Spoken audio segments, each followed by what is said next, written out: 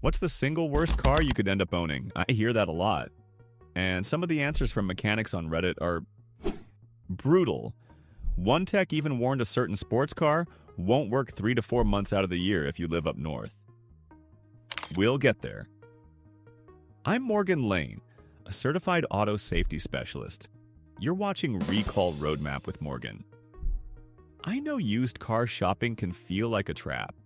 So today I'm blending wild shop stories with hard data from recall databases and reliability surveys I've spent years reading. Quick refresher, a recall means a proven safety defect the manufacturer must fix for free. Anecdotes are not statistics, but when the same problems pop up again and again, I pay attention. We're running a countdown from number 9 to number 1 of the worst used car buys mechanics keep seeing. I'll explain what fails, what it costs, and what the official records say. I'll also flag the exceptions because not every car on this list is always a lemon. Before we roll, I'm curious.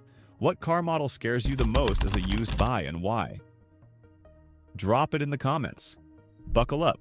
Let's start with a cold weather shocker. In number 9, we have the Mazda RX8. Hook question. How can a cheap, fun sports car turn into a driveway statue when winter hits?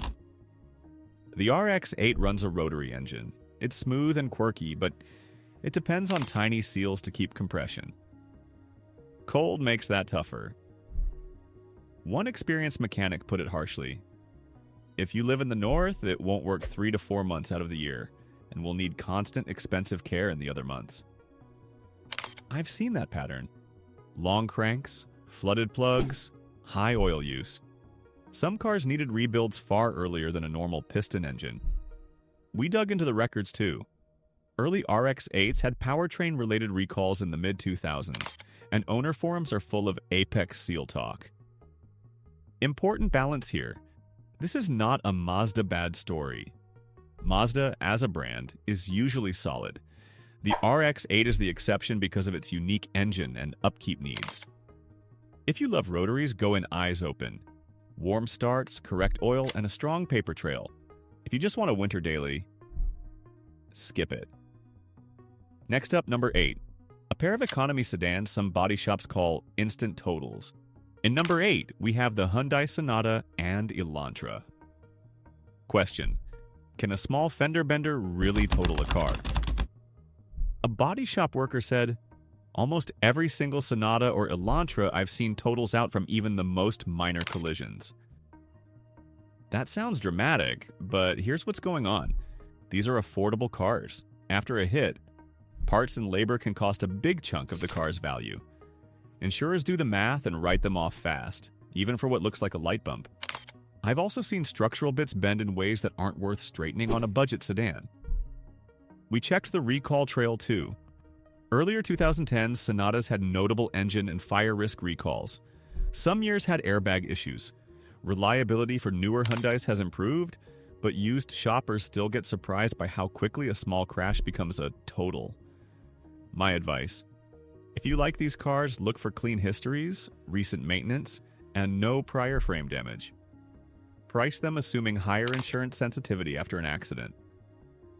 They can be fine commuters, just don't buy them cheap after a hit and expect an easy fix. Coming up at number 7, a German sedan that's comfy to drive, not so comfy to repair. In number 7, we have the Volkswagen Passat. Here's the hook. Is it possible a car is designed to be easy to build, but hard to fix? One tech joked Passats were engineered to be easy to assemble but not to fix, and that the parts most likely to fail sit behind other parts. I've been there. A simple sensor swap turns into a half-day teardown. Now, to be fair, the big picture data isn't all doom.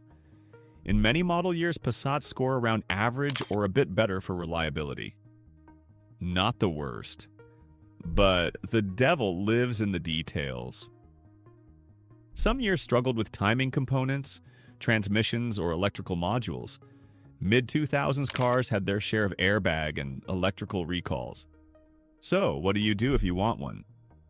Learn the weak years, check service records, and scan for open recalls before you buy. A well-kept Passat can be a nice highway cruiser. A neglected one can feel like a puzzle box that bills by the hour. If the repair path looks like dominoes, walk away. If not, you could be fine. Next, number 6. A fancier sibling where labor hours go through the roof. In number 6, we have Audi. Question: what if your sleek luxury car needs major surgery for what should be a routine job? A former mechanic went off. Worst cars I've ever worked on are Audis. You should never have to remove the engine to change a timing belt, but that's exactly what you have to do. Here's the truth from the Bay. On some generations, the entire front clip slides into a service position, and on certain setups, the job can feel like an engine-out adventure. Many tasks demand special tools and very tight clearances. That means more labor hours and a bigger bill. Are Audis always unreliable? Not necessarily. My read of the data says the brand sits around the middle. The pain is in how they're packaged and how expensive parts and labor are. If you're considering an older Audi, ask for proof of timing belt or chain service, fresh fluids, and a pre-purchase inspection by a tech who actually works on Audis. A clean, simpler model can treat you well. A neglected one can crush your savings. If this feels tense, buckle up. Number 5 takes the electronic story up a notch. In number 5, we have out-of-warranty BMWs. Hook question: why do these cars get called a den of gremlins? One Redditor warned, never touch an out-of-warranty BMW. Electronic gremlins, circuit board replacements, proprietary software. I get the frustration. These cars pack sensors and control modules everywhere. Window regulators, lighting modules, infotainment brains. When one talks to another and the message gets scrambled, you chase ghosts. I've seen repairs that look simple turn into programming sessions only a dealer can finish. The recall record shows fuel system and electrical campaigns across different years, so always check your exact VIN. Balance time. BMWs drive great. If you love the handling, set a budget for diagnostics and software time, not just parts. Get a pre-purchase scan and look for proof of care. Battery registration, coolant system overhauls, fresh gaskets. If you're thinking this is helpful, hit subscribe to Recall Roadmap with Morgan so you don't miss the next buyer beware breakdown. Next, number 4. A big American V8 that made oil leaks a personality trait. In number 4, we have Cadillacs with the Northstar V8. Hook, luxury or leak factory? A tech once joked, any Cadillac with the Northstar V8, it's been engineered to run up to 50 miles with no oil because designing an oilless engine is easier than fixing all the leaks. Funny, but it comes from real pain. The 4.6L Northstar was advanced for its day, aluminum block, DOHC. But many owners saw oil leaks and worse, head gasket failures. The fix can be serious money. A proper head gasket job or a reseal can hit the low thousands. We checked the records. There were recalls for things like water pumps and cam sensors on certain years, but the infamous issues were mostly wear and tear that showed up after warranties ended. If you find a clean Northstar car with receipts for gaskets, cooling system work, and timing components, it can still be a comfy cruiser. If the seller shrugs and says no leaks, assume you'll be the one to find them. Want a similar vibe with less drama? Consider a newer drivetrain with a simpler service history. Next, number 3. 3 GM V6 you should identify before you say yes. In number 3, we have GM's 3300, 3400, and 3900 V6 engines. Hook question: were a bunch of early 2000s sedans doomed from the factory? One blunt post said, buy nothing from GM with the 3300, 3400, or 3900 V6. They are unreliable trash. Poorly made parts. Awful engineering. Strong words, but here's the pattern I've seen. Many of those engines struggled with intake manifold and head gasket sealing. Coolant sneaks where it shouldn't. Oil mixes and overheating follows. Once a head warps, you're spending thousands or you're shopping for another car. Some owners got help via extended warranties or service bulletins back in the day, but in the used market now, you're the warranty. Important nuance. The same mechanic praise often goes to GM's 3800 V6, which is known to be stout. So this isn't a brand slam, it's engine specific. If you're considering an older Malibu, Impala, Grand Prix, Uplander, or minivan, pop the hood and confirm the exact engine code. Look for fresh gaskets, pressure test results, and clean coolant. If there's guesswork or gloppy seals, pass. Next, number 2. A retro favorite that makes mechanics groan. In number 2, we have the Chrysler PT Cruiser.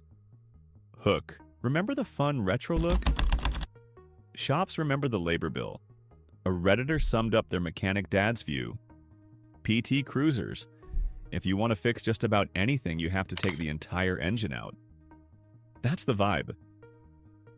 The engine bay is cramped. On some jobs, clutch, big timing service, you're pulling lots of hardware just to reach the thing you actually need to fix. That adds hours and cost. The PT also shows up a lot in recall lists across its 2001-2010 run. Airbags, brake lights, electrical gremlins, you name it. Safety crash ratings improved mid-decade, but durability issues and leaks still show up in owner reports. Do some people love them? Sure, if you're handy, you might tolerate the pain. If you're paying a shop, it can get old fast. If your heart says PT, demand meticulous maintenance records and plan for one big repair in the first year. If your head says keep costs down, look elsewhere. And now, number 1. The luxury 4x4 that eats wallets for breakfast. In number 1, we have Land Rover and Range Rover. Hook question. How does one brand inspire so many never-again stories? A blunt summary I hear a lot. Land Rovers are hot garbage. Expect electrical issues that have your mechanic chasing his tail. Crass, but the trend shows up in data. RepairPal rates Land Rover 2.5 out of 5, ranking 31st out of 32 brands.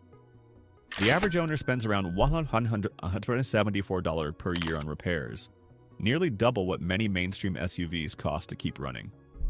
On top of that, recent generations have carried a steady stream of recalls, brakes, engine, electronics, so always run the VIN for open campaigns.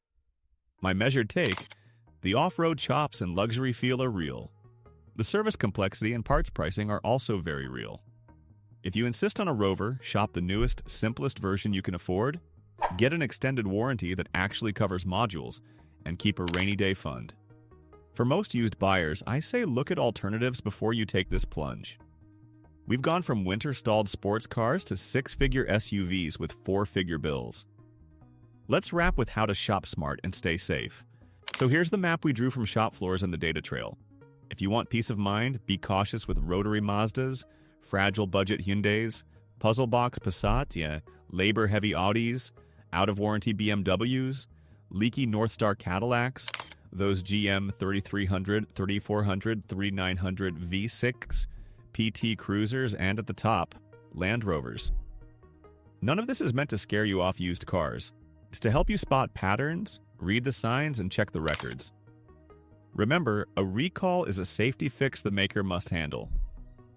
Use that to your benefit. Pull a VIN report. Ask for receipts. Get a pre-purchase inspection. If you learned something today, please like the video and share it with a friend who's shopping. And if you want calm, no hype breakdowns that keep your money and your family safe, hit subscribe. New guides drop weekly.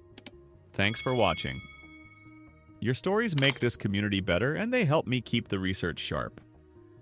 Final question for you. What's the worst car you have bought or worked on, and what did it teach you? I'll be in the comments reading every reply. Drive safe, and I'll see you in the next one.